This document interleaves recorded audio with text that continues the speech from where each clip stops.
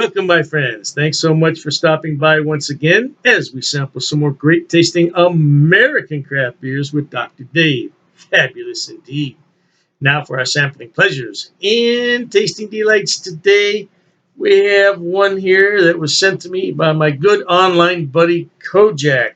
Yeah, not Telly Savalas. Remember, no, it's not Telly Savalas. But here, all the way from Bedford, Texas, man, we have the Buddy IPA. Matter of fact, it's a West Coast style IPA. It says right here, it's brewed with Mosaic, Strata, and Dorado hops. That's going to be one great beer, baby. 16-ounce can, no date stamp on the bottom. Let's crack her open. Respect the beer. Be careful when you open a can. You get too smart with that beer, it might spray up like an old, what was that? Old Yellowstone. What is that? Whatever that is, the geyser. Old Faithful. We're going to use this muffin top. It's called a muffin top glass. It has a nucleated bottom on it. I'm all excited because I found these glasses in my storage locker. When you move, man, I tell you, first off, moving is a pain in the you-know-what. But I thought that I had emptied all the boxes and I was making room in there for something else, and I was just throwing stuff out and I said, man, this box has a lot of weight to it. I found my long lost glassware. Some really nice glassware. Yeah, some really nice glassware. So I'm all excited about that. Yeah, because I've been here a few years and I thought for sure I threw that away accidentally. I was all mad. Yeah, I was really upset. But anyway, this is poured out a beautiful, clear, golden color. Man, I haven't seen a West Coast style IPA in ages, so this is refreshing to look at. Some lovely foam there. Solid, solid foam. That's not going anywhere. It's not going to dissipate. Let's see if we can pick up what's very good about a West Coast style IPA, which is the hop resin, very dank. Let's see if we can get that. Mmm. It's got some hops in there, no doubt about it. Now it's not a lot of pine resin there, at least not in the aroma.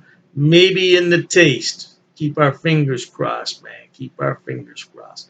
All right, hey, I want to thank the brewers there in Bedford, Texas, at the Turning Point Brewery. Brewing work is hard work, and if you don't think so, take a tour of a brewery one time and you'll find out.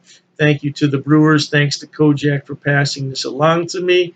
And many thanks to you at home watching. Cheers to everybody.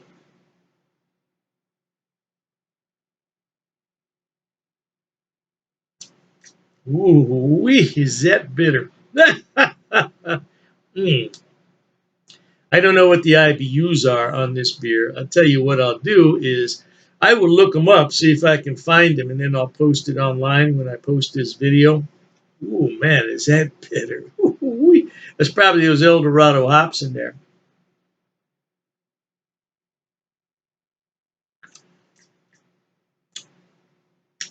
Dry and bitter, babe.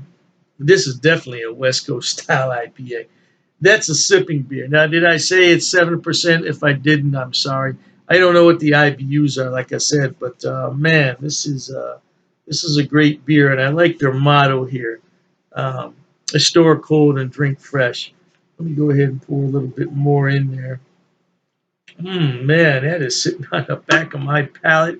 That is super bitter beer. I'm not complaining. I like bitter beer.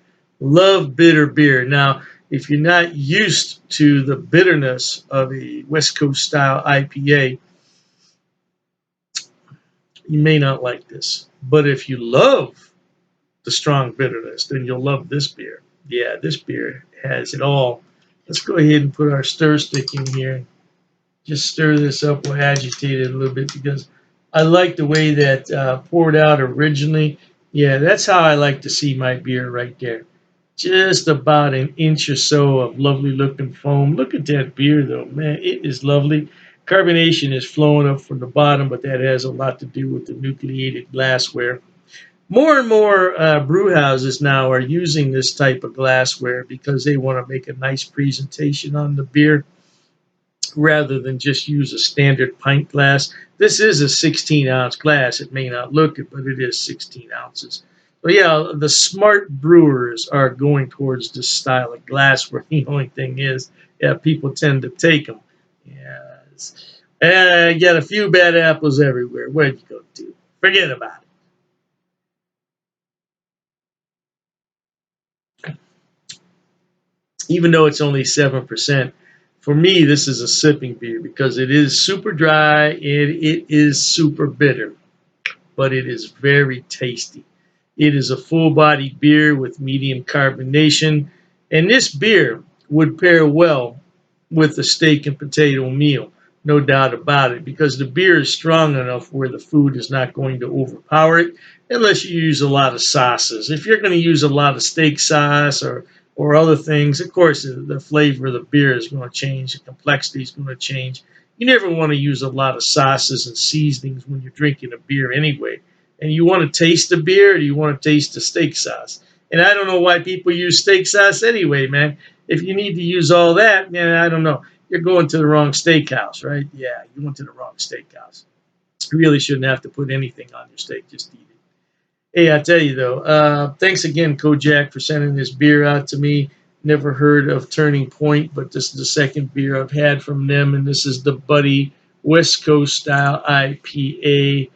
I tell you what, man, so far so good on the beers from Turning Point. Great beer, great beer. Never heard of Bedford, Texas either. I'm going to have to look that up and see where that's located. But at any rate, life is short, be happy. Try new things like this beer. Man, I'm telling you, you won't be disappointed with this one. With that in mind, until we meet next time, here's wishing all of you the very best of goodbyes.